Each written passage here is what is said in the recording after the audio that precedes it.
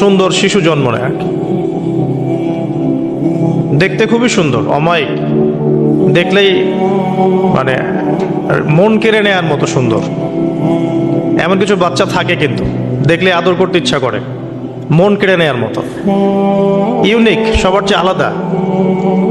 এবং জন্ম নিয়েছে সে এমন একটা পরিবারে, যেই পরিবার তৎকালীন সময়কার যে জালেম শাসক নমরুদ, তার প্রধান পুরোহিত, তার নাম আজার।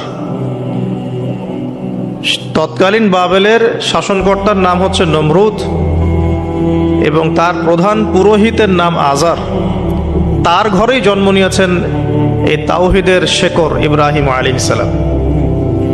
আল্লাহ পাকের কি মানে আল্লাহ পাক কি না করতে পারেন। যেখানেই আবু জেহেল সেখানেই মুহাম্মদ সাল্লাল্লাহু আলাইহি ওয়াসাল্লামের জন্ম হয়।